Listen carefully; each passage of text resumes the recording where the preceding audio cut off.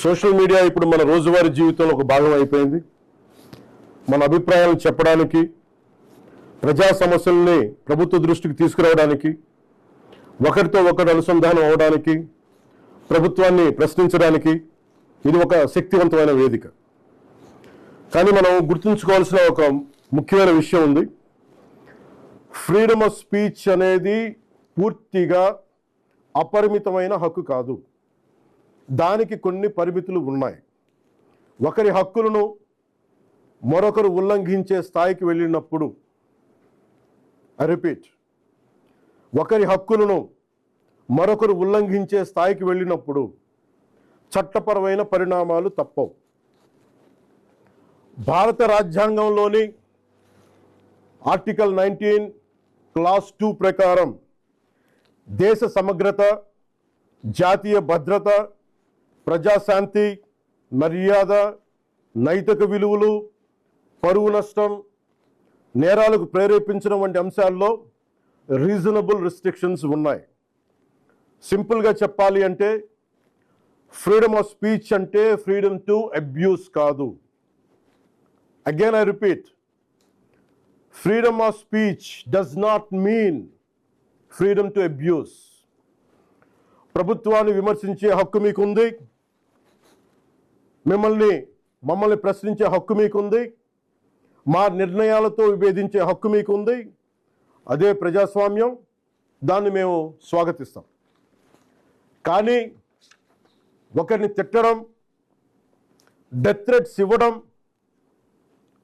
ఆధారాలు లేకుండా ఆరోపణలు చేయడం, మహిళలను టార్గెట్ చేయడం, మత విశ్వాసాలను అవమానించడం, ఒక వ్యక్తి గౌరవాన్ని దెబ్బతీయడం, హింసకు ప్రేరేపించడం, ఇవన్నీ రాజ్యాంగం కల్పించిన స్వేచ్ఛలోకి రావు.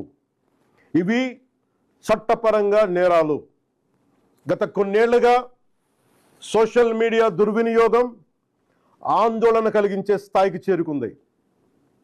చాలామంది ఫేక్ అకౌంట్స్ వెనక దాక్కొని అసభ్య పదజాలం ఉపయోగించడం, వ్యక్తిగత దూషణలు చేయడం, పరువు తీసే ప్రయత్నాలు చేయడం, ఆధారాలు లేని ఆరోపణలు చేయడం, fake propaganda, mark photos, death threats, organised harassment వంటి చర్యలకి పాల్పడుతూ ఉన్నారు.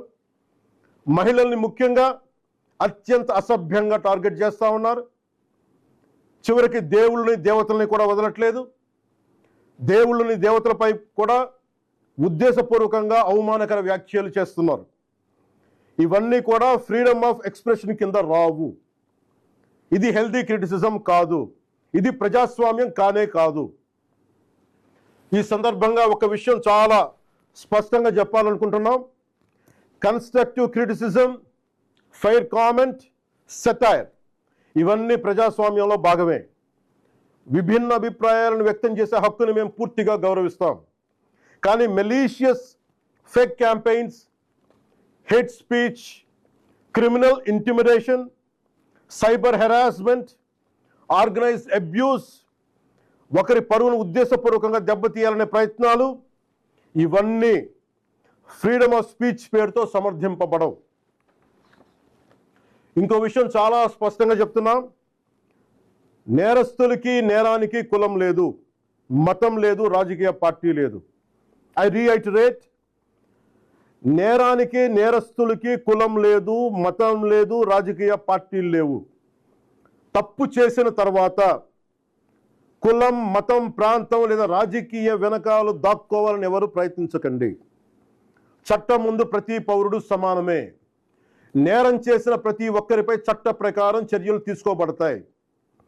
సోషల్ మీడియా దుర్వినియోగం వల్ల ఇబ్బందులు ఎదుర్కొంటున్న ప్రతి ఒక్కరికి ఈ సందర్భంగా నేను ఒక మాట చెప్తా ఉన్నాను. మీరెవ్వరూ ఒంటరి వారు కాదు. మీకు ప్రభుత్వం అండగా ఉంటుంది. డిప్యూటీ చీఫ్ మినిస్టర్ ఆఫీస్లో సోషల్ మీడియా దుర్వినియోగానికి సంబంధించిన ఫిర్యాదులు స్వీకరించేందుకు ప్రత్యేక వ్యవస్థని ఏర్పాటు చేయబోతున్నాం.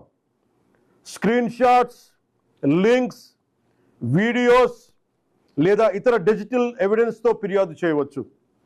ప్రతి జెన్యూన్ కంప్లైంట్ను పరిశీలించి సంబంధిత అధికారులకు పంపించి చట్టపరమైన చర్యలు తీసుకునేలా చేస్తాం.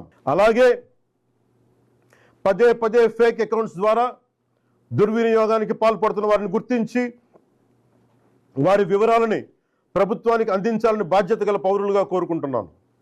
ఇది కేవలం ప్రభుత్వ బాధ్యత మాత్రమే కాదు, మీ అందరి బాధ్యత, మనందరి బాధ్యత. ఇలాంటి నేరాలకి పాల్పడిన వారిపై భారతీయ న్యాయ సంహిత BNS, భారతీయ నాగరిక్ సురక్షా సంహిత BNSS, ఇన్ఫర్మేషన్ టెక్నాలజీ యాక్ట్ 2000 మరియు ఇతర సంబంధిత చట్టాల ప్రకారం కఠినమైన చర్యలు తీసుకుంటాం. కేసు స్వభావాన్ని బట్టి BNS section 351 death threats, criminal intimidation, anonymous threats. BNS section 352 ఉద్దేశపూర్వక అవమానాలు, గొడవలకు ప్రేరేపించే వ్యాఖ్యలు. BNS సెక్షన్ 353 తప్పుడు సమాచారం, రూమర్స్, పబ్లిక్ మిస్చీఫ్కి దారితీసే పోస్టులు. BNS సెక్షన్ 356 డిఫమేషన్, వ్యక్తి పరువుకు భంగం కలిగించడం. BNS సెక్షన్ 79 మహిళల గౌరవాన్ని దెబ్బతీసే వ్యాఖ్యలు లేదా చర్యలు. BNS సెక్షన్ 299 మత విశ్వాసాలను, ఏ మతమైనా కానీ, BNS సెక్షన్ 299 మత విశ్వాసాలను ఉద్దేశపూర్వకంగా అవమానించడం. BNS సెక్షన్ 196 వర్గాల మధ్య విద్వేషాన్ని రెచ్చగొట్టే చర్యలు. Information technology act sections 66C and 66D fake accounts, identity theft, online impersonation. Information technology act section 67 obscene లేదా అసభ్యకరమైన ఎలక్ట్రానిక్ కంటెంట్. అవసరమైతే information technology act section 69A ప్రకారం చట్టవిరుద్ధమైన ఆన్లైన్ కంటెంట్ పై కూడా చర్యలు తీసుకునే అవకాశం ఉంది. ఈ వ్యవస్థని మరింత బలోపేతం చేయడానికి ప్రత్యేక టాస్క్ ఫోర్స్ని ఏర్పాటు చేస్తున్నాం. సైబర్ క్రైమ్ పోలీస్ మరియు ఇతర లా ఎన్ఫోర్స్మెంట్ ఏజెన్సీస్తో కలిసి పనిచేస్తూ సోషల్ మీడియాలో జరిగే నేరాలపై చాలా వేగంగా చర్యలు తీసుకుంటాం.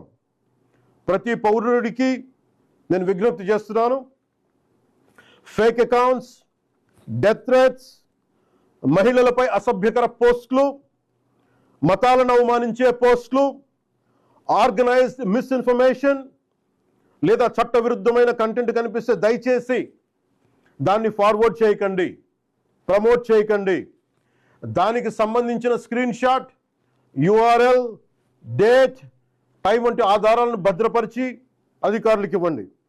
మీ సహకారం వల్ల ఎన్నో నేరాలను అరికట్టవచ్చు. అవసరమైతే సోషల్ మీడియా దుర్వినియోగాన్ని అరికట్టేందుకు కొత్త లెజిస్లేషన్ తీసుకురావడానికి ఈ ప్రభుత్వం సిద్ధంగా ఉంది. అదే సమయంలో రాజ్యాంగం కల్పించిన ఫ్రీడమ్ ఆఫ్ స్పీచ్ని పూర్తిగా పరిరక్షిస్తాం. చివరిగా ఒకటే చెప్తున్నాం, మన మాటల్లో బాధ్యత ఉండాలి, మాట్లాడే భాషలో గౌరవంగా ఉండాలి, స్వేచ్ఛకు జవాబుదారీతనం ఉండాలి. సోషల్ మీడియా మనుషుల్ని కలిపే వేదిక అవ్వాలి, విడదీసే వేదిక కాకూడదు. మమ్మల్ని ప్రశ్నించండి, విమర్శించండి, మీ అభిప్రాయాన్ని చెప్పండి, కానీ గౌరవంతో చెప్పండి, బాధ్యతతో చెప్పండి, చట్టాన్ని గౌరవిస్తూ చెప్పండి. అప్పుడే మన ప్రజాస్వామ్యం మరింత బలపడుతుంది. అలా కాకుండా మా ఇష్టానికి మాట్లాడతాం, మా ఇష్టానికి ఏదైనా అంటామంటే I promise you will face the legal consequences. Thank you. Jai Hind.